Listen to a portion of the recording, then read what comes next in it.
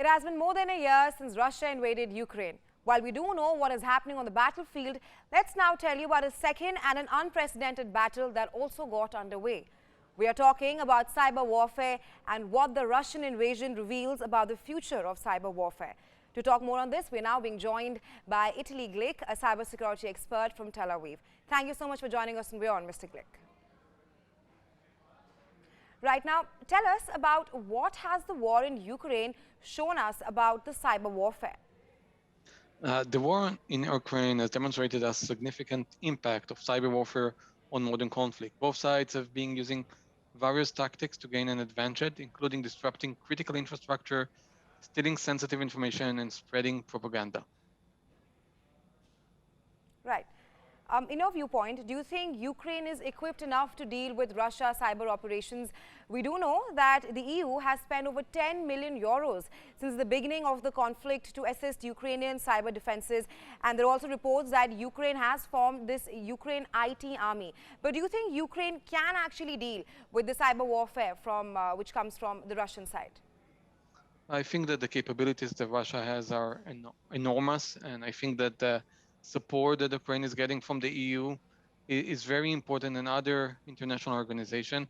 However, it's very challenging to see if this is really dealing with Russia cyber capabilities. Russia is a very major cyber player in the arena, and they are constantly evolving and developing new capabilities to overcome the defenses.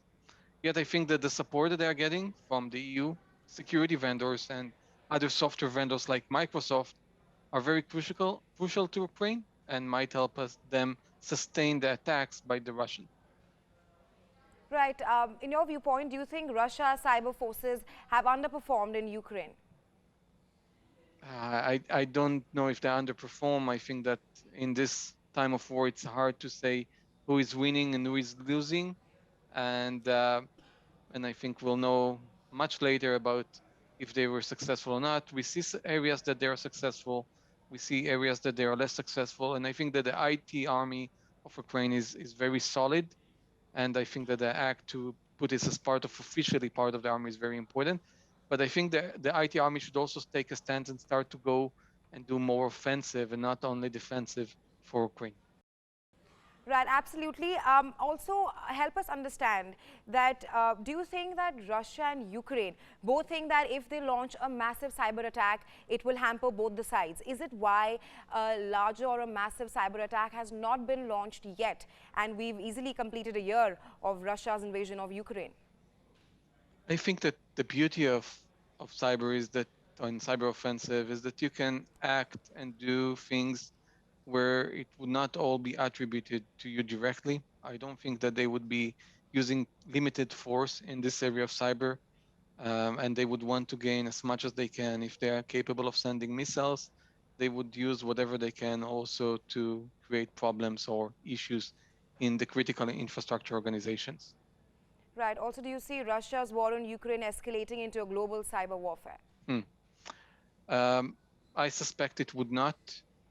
I think that the entire international community is very concerned about being more involved in this war in order to prevent it from going into a global war. So I believe this currently is not going into that direction. Right. We've easily been reporting on what is happening on the battlefield. But according to you, do you think cyber warfare plays a very decisive part in any war? I think that in any war going forward, we will see more and more cyber warfare. I think it brings a lot of strategic capability to the part that is utilizing it. It creates very strong moral damage when you are able to take down something from remote, like an electricity company, or disable military systems. And at the end, it provides you a very strong hold in the diplomatic arena going forward to close the war. Right. My last question to Mr. Glick before we let you go. What are some of the lessons from Russia's cyber war in Ukraine, according to you? I think that the most important is that you constantly need to be protected, not only on areas or times of war, but also in times of peace. Right. You need to make sure that you are constantly being protected from top of the line threats like unknown exploits, zero-day malwares, make sure your network is segmented, and your entire organization is a very healthy security state, because the attacker is looking for your one mistake, and it might be in war, but it might also be in peace, where he's trying to make damage without being attributed to himself. Right. Thank you so much for joining us on Mr. Glick and sharing your insights with us. Thanks very much. My pleasure. Thank you. Thank you. Bye.